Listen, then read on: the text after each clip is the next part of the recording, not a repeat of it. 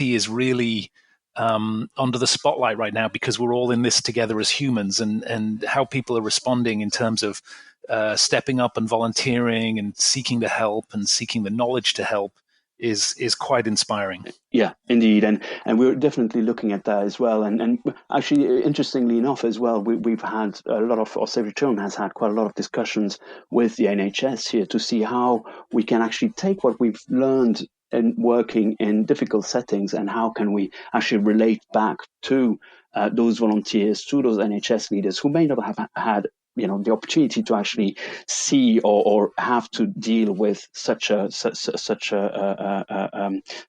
crisis.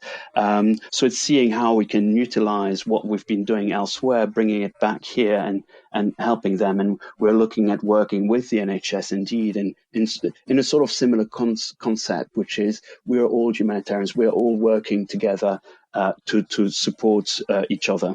You very, very quickly published a lot of materials and training and resources on the COVID-19 virus disease and the pandemic for volunteers. How did you get that done so quickly? And tell me a little bit about that project. So I guess as we were debating quite a long time, figuring out how much do we. There's so much already happening around COVID, so much information, so much stuff happening around that. What is going to be our added value to it? But now being with Save the Children, obviously quite a really big organization. Working in 120 countries, revenue roughly, obviously we don't know what it's going to be looking like at the end of the year, but quite a significant revenue, over 1.5 billion. Obviously, there is probably something that they feel they could add in terms of content. So basically we worked with them and they actually developed very quickly. They had loads of resources, which they said, okay, we've got a lot of resources. We want to make those available to our staff, and so we would like you to help us build a pathway which includes a lot of online technical capacity strengthening programs, and that will help those country offices during this crisis. And it covers a lot of different topics. And it also includes some kind of soft skills and some kind of remote working pieces. But the idea originally was to say, okay, we're going to really do it for the purposes of supporting the country offices, regional offices, and etc. And then very quickly we realized, well, that doesn't make sense. Actually, this is really, really great content. Let's just make it open. Let's broaden it up. Let's make it available to externally as well. And so it came about very, very quickly. So Save the Children have obviously a lot of capabilities, and they were able to bring that content on. I think probably in about 2 or 3 days, the pathway was built. It did involve, I think, someone staying up very late, but they wanted to have it done by a very specific timeline, so they stuck to it. So in essence, it was built in about 2 or 3 days. And we just sort of launched it soon after that. There are a few differences between what's internal and what's external, just because there are some bits that are not really that relevant for an external audience. But it's certainly something that that Save the Children was able to pull very, very quickly. You're an organization, the Humanitarian Leadership Academy, that has a very clear purpose. I mean, that's the entire reason for your existence. How did it help you or hinder you through this pivot, through this sort of reset period that we're in?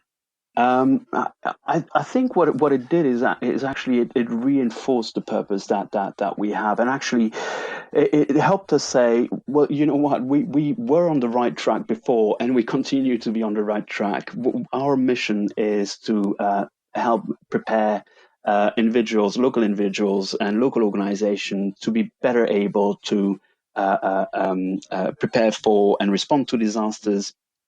And this is even more the case now that we are seeing this shift in the operating environment, where actually the international community cannot necessarily go into a country to support them, which is what we've always been advocating for. We need to make sure local organizations and local individuals who are actually responding are actually better able to respond. So for us, it's just really reinforced what it is that we are about. And does it help with decision making and clarity of decision making and focus? Well, it certainly does. It just means that there is no need necessarily to justify some of the things that we're actually doing because they are now looking like they are self-evident. Yeah. And while we transition back into Save the Children, which Yes. is quite a much bigger organization, which with a slightly different purpose, it was interesting to kind of battle through. And I think right now they're all understanding that actually, no, the purpose is quite clear, and there is a very clear added value and unique selling point to the Academy and to what it is doing. Well, you brought along Atish today, and I want to meet Atish and introduce him to our audience. But thanks for updating us on what's going on, and thanks for your work. We'll come back and talk to you in a second, Nicola. Atish, are you still with us? I'm still here. Thanks, Chris. So I have a couple of questions that I ask all guests. So I'm going to run through those just so we get a sense of you and your work. Whereabouts are we talking to you, Atish? Where do you live, and why do you live there? I'm in London, and more specifically in East London, in Hackney, in London. Yeah.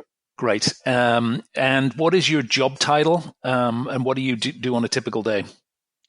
Sure. I'm the Global Innovation Director of the Humanitarian Leadership Academy. I was the Learning Director when the organization started. And I am wrapping up with the Academy, but I'm looking forward to continuing the collaboration with the Academy as an independent entrepreneur, leading on my new startup, Gamoteca, which is an educational game-based platform, but continuing to work with Nicolas and team from the outside. I think this is the first breaking news we've ever had on the podcast, so I'm very excited about Gamoteca, and we're going to have you back to talk more about that in the future. But I want to focus just on HLA today, if for the most part, if we can. One of the things that I'm really interested in about the Academy is that you're very clear on this kind of learning philosophy. You've got this set of principles that you talk about on the website, the kind of range of, I can't remember, 7 or 8 things that include being learner-centric and collaborative, and also sustainable and locally relevant. Were you involved in sort of codifying that approach, and why was that valuable exercise for you? Yeah, no, I was part of the initial startup team, which helped to pull together the team, the strategy, the Kaya platform, and launch it at the World Humanitarian Summit. Now in 2015 or 16, so it's been almost 5 years now. So with the core strategy, so there were a few things we were trying to do there in the principles that you're mentioning.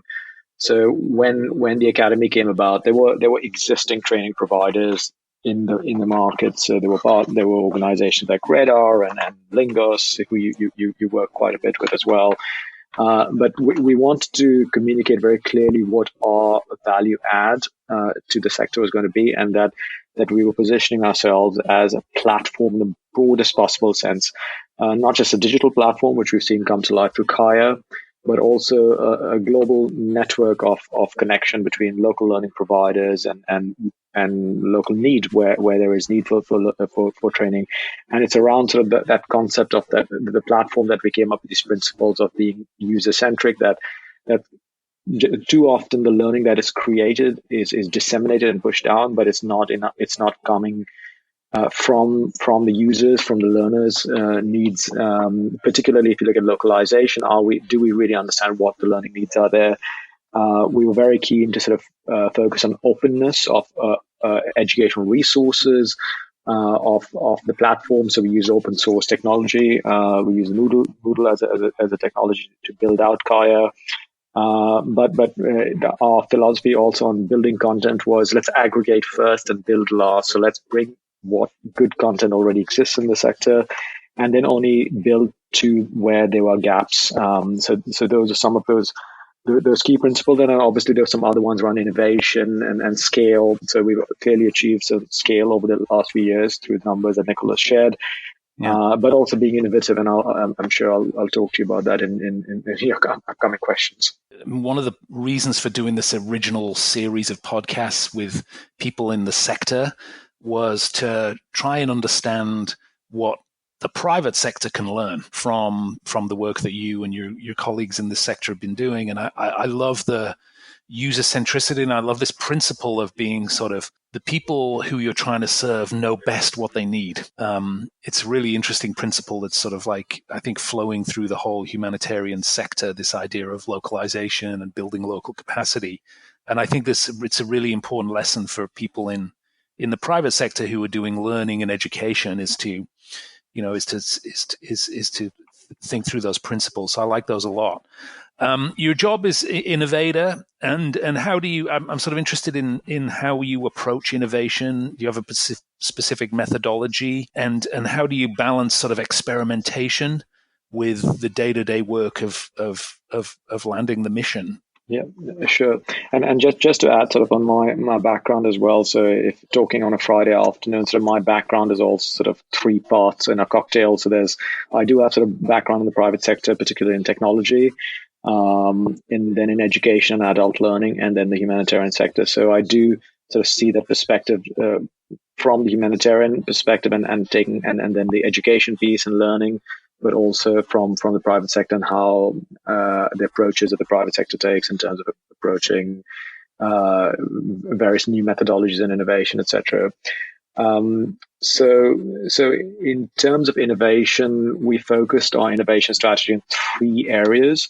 The first one was saying that is looking at innovation skills. So a lot of the jargon which gets used, even including design thinking, around futures and foresights methodologies, for example. These things tend to be quite mysterious, but sometimes just because the way they get thrown around the language. So I think part of our first principle was demystifying innovation for the sector and making these types of principles, these types of tools, more accessible widely to the sector. So we've created things like an Innovation Essentials course on Kaya. We've run Futures and Foresights workshops together with Institute for the Futures, which is a think tank in California. So we've tried to bring in some of these private sector innovation methodologies, which are also now getting more widely acceptable and widely used in the aid sector, but more democratized through Kaya.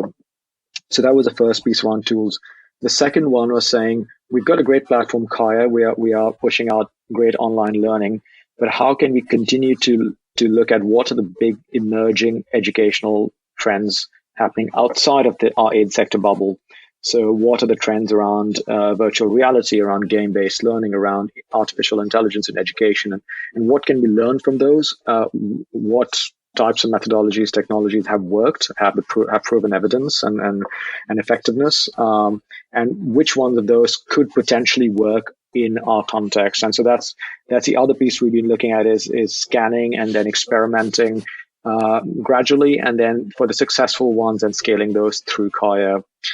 And then the third area is around co-creation. So this kind of ties in the first and the second pieces, so the tools and the educational technologies, but working very much with local organizations. So this ties in the localization piece as well. So don't try to create stuff at a global level or at a headquarters office and then push it out and experiment with local organizations.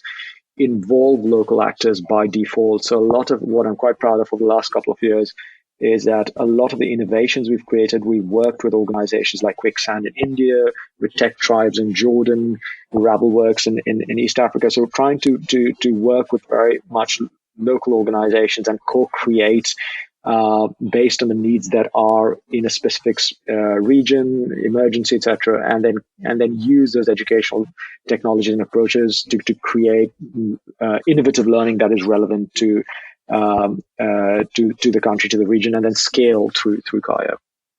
So this is a really interesting model. So give me an example, if you can, of one of those collaborations that you've done. What does your team bring to the table? What do you ask the local organizations to bring, and how does it work?